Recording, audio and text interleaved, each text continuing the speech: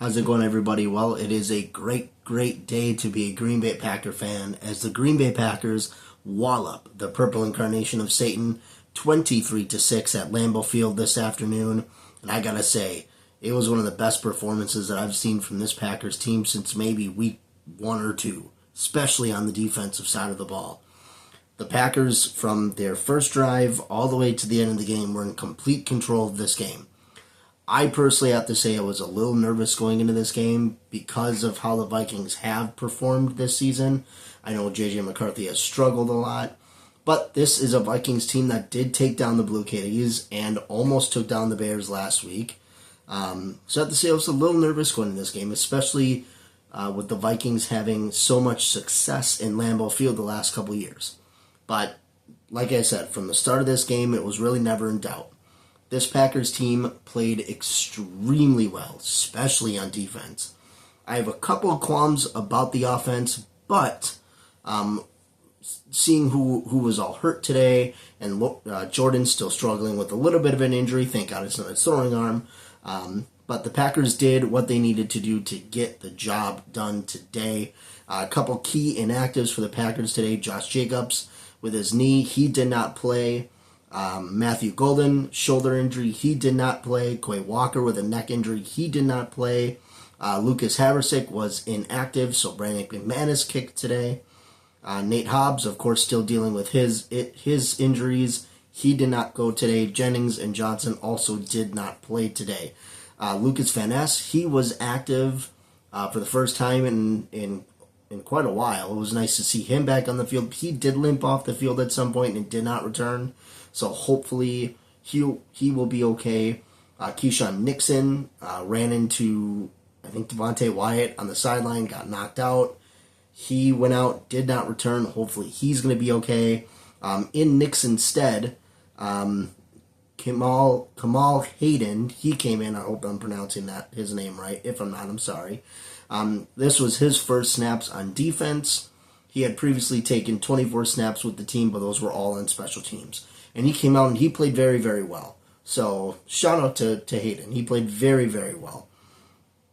Also, of course, the Packers are still without Tucker Kraft and Jaden Reed. But being so shorthanded on offense, this offense played, for the most part, they played fine. They played good enough. I would have wished they would have gotten the end zone a couple more times, but they did enough. Key thing, they didn't turn the ball over at all. The Vikings did, and we'll get into that. So, like always, let's start with the Green Bay Packers offense. Jordan Love, 14 of 21, 139 yards, no touchdowns, no interceptions. He was sacked just once. So pretty much a good game manager today. He had a couple throws that were beautiful throws that kept drives going or were really good in the moment.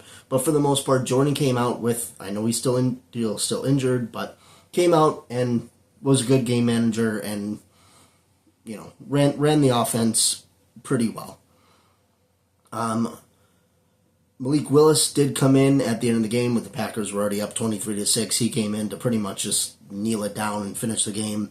But he did need to pick up one first down, which he did. He did throw the ball once. He was 1 for 1, 7 yards, and then had 2 rushes for 3 yards. That final rush picked up the first down to pretty much steal the game. And the game was already sealed, but so they could just kneel it down. They didn't have to give the ball back to the Vikings at all.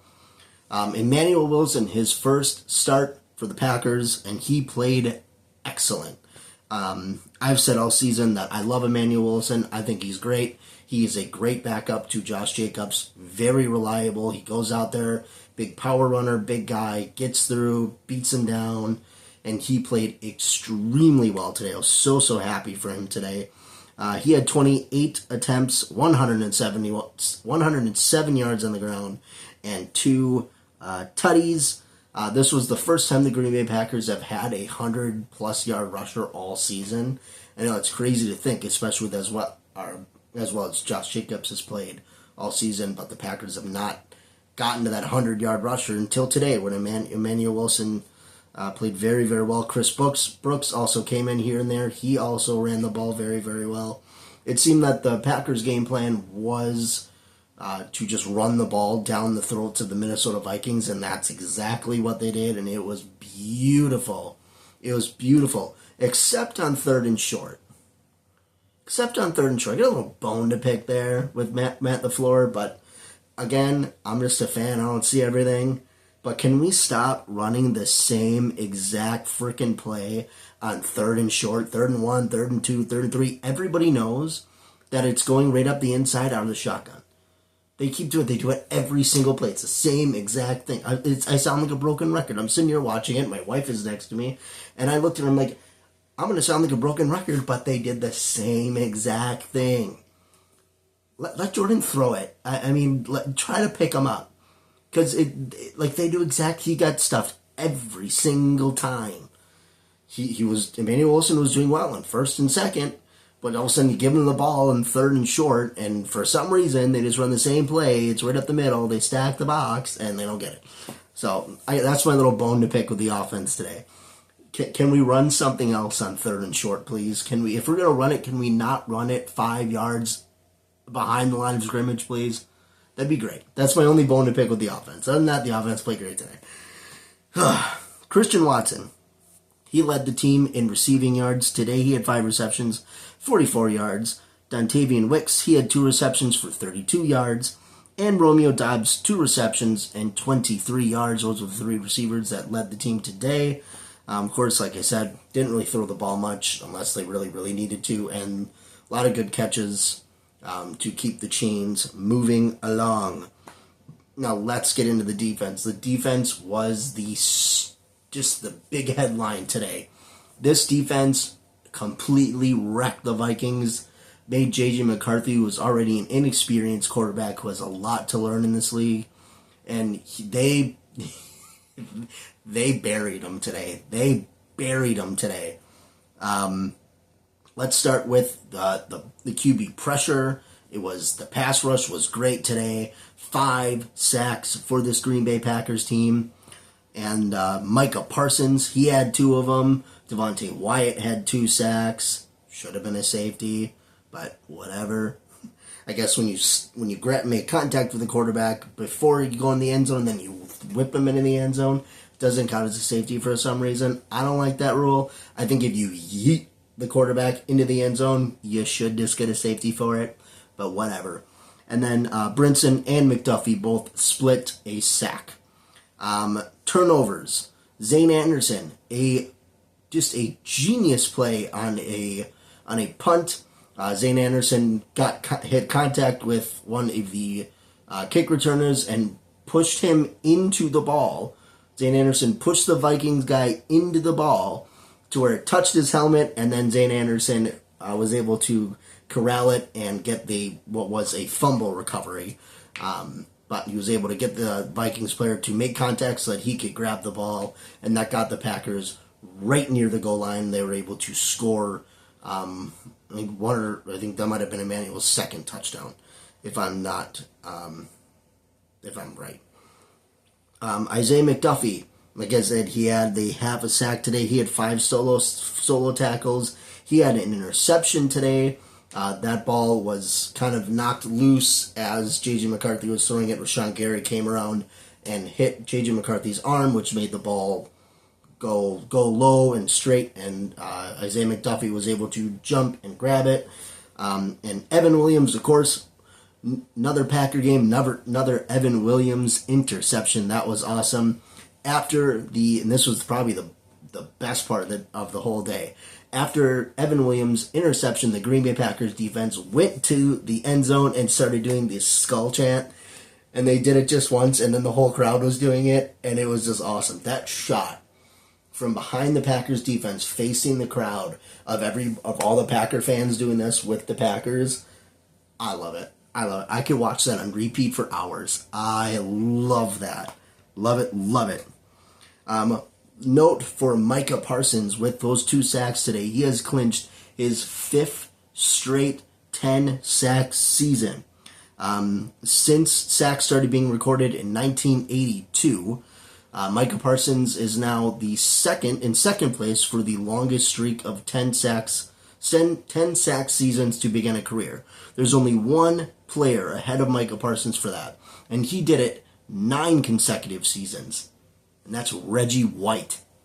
So I think that's pretty good company to be with. Every game, I'm even more and more happy that the Green Bay Packers went out and got Micah. He's such a good player. And even you watch the game, and he's barreling through 2-3 guys to get pressure on J.J. McCarthy. And it's incredible to watch Micah Parsons doing his craft. It really, really is amazing to watch Micah Parsons just barrel through guys. It really is. He is such a key acquisition to this Green Bay Packers team, and he is well worth what the Green Bay Packers gave the Cowboys. I love it. I think he's awesome. Brandon McManus, he struggled last week or he didn't struggle, but Haversick struggled last week, and even before that, McManus was struggling. He came back today, 3 for 3 on field goals and 2 for 2 on extra points, so that was awesome. His longest was 40 yards, so he played well. It's nice to see him be consistent again. Daniel Whelan, one of the MVPs of this game. I gotta say, in my personal opinion, I think the Green Bay Packers have probably the best punter in the NFL in Daniel Whelan. Daniel Whelan, he had 4 punts today, a 47.5 average. His longest punt, 63 yards, and he had 3 punts that landed inside the 20-yard line. So Daniel Whelan just going out there and doing his job when it matters most. I love Daniel Whelan. It's so awesome. He's a great punter. He really is. So offense was okay. They got the job done. I would like to see Jordan sling it a little bit more, of course, with his injury and just with the game plan today. I'd like to see him slinging a little bit more. We'll see what they do next on Thursday in Detroit. And then the Packers defense, really the highlight of this game. Best defensive performance, in my opinion, since like week 1 or 2 against the Blue Kitties or the Commies. Let's briefly get into some stats for the Purple Incarnation of Satan. J.J. McCarthy went out there and just struggled. He was 12 for 19, only 87 yards, no touchdown passes, 2 picks, and he was sacked 5 times. Jordan Mason led the team in rushing yards, 8 attempts for 42 yards. Jonesy, he went out there, ran the ball 9 times for 41 yards. He also had 3 receptions for 16 yards. I gotta say, and I noticed this I put on Twitter right away, because Jonesy had their first run of the game. It's still so weird to see Aaron Jones in purple. It's just wrong, and I hate it. And I'm happy. I love Aaron Jones, but I'm happy he, again, did not get in the end zone in Lambeau Field. So, yeah, it still sucks to see him in purple. He needs to retire and then come home so the Packers can put him in the Hall of Fame in Green Bay and can put back on the green and yellow sombrero. I'm just saying, the experiment's over, Jonesy. Come home. Come home, please. Justin Jefferson led the Minnesota Vikings in receiving yards. Only 4 receptions for 48 yards. The Packers locked him down pretty good. T.J. Hawkinson, then 4 receptions for 19 yards. So, of course, J.J. McCarthy under a lot of heat today. He didn't play well, so, of course, the receivers did not get the ball at all, which is good. Couple team stats comparing the Vikings and the Packers. Time of possession, the Minnesota Vikings had the ball for 22 minutes and 45 seconds. The Packers had it for 37 minutes and 15 seconds. Only 10 first downs for the Vikings and 22 for the Pack. Third down, the Minnesota Vikings were 2 for 9, and the Packers were 7 for 14. I've already put out my woes and my thoughts on how the Packers ran a couple of those third downs. So I'd like to see better than 50% for the Packers on third down. The Vikings 0 for 1 on fourth. The Packers did not go for any fourth downs. Total yards, the Green Bay Packers had 288 compared to the Vikings 145.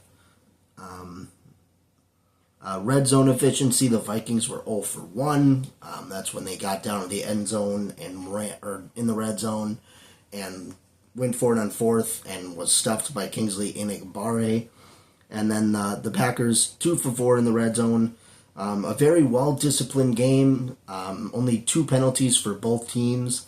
The Vikings had 2 penalties for 29 yards. The Packers 2 for only 10 yards, which I think made this game go a lot faster. I think if I'm not wrong, we had kickoff at noon, and the game was done before 3 o'clock.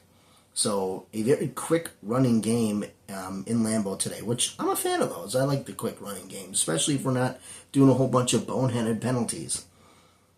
So the Packers, excellent game today. Great performance. And they're going to continue their tough road ahead. They're going to be quick turnaround. They're going to be heading to Detroit to take on the Blue Kitties on Thanksgiving. Hopefully it'll be another great Thanksgiving performance for Jordan Love. I know we've begun Toyotathon Jordan Love season, so hopefully we get a good Toyotathon Pookie on Thanksgiving. And he's holding up another turkey leg. Jordan Love, of course, perfect on Thanksgiving, has not lost on Thanksgiving as a starter. They beat the Blue Kitties 2 years ago and then the Dolphins last year. It's going to be tough. The Blue Kitties won in overtime against the Giants today, and it took them. They took the Giants to overtime. I was kind of surprised by that. I thought the Blue Kitties were just going to wreck them, but it makes me feel a little bit better about the Giants game last week. The Packers struggled a little bit against that Giants team as well. And the Vikings now sitting at 4-7. They're going to head to Seattle to take on the Sea Chickens, who are sitting at 8-3. The Sea Chickens, they got a win against the Titans today. So the Sea Chickens trying to keep pace with the Rams in the NFC West.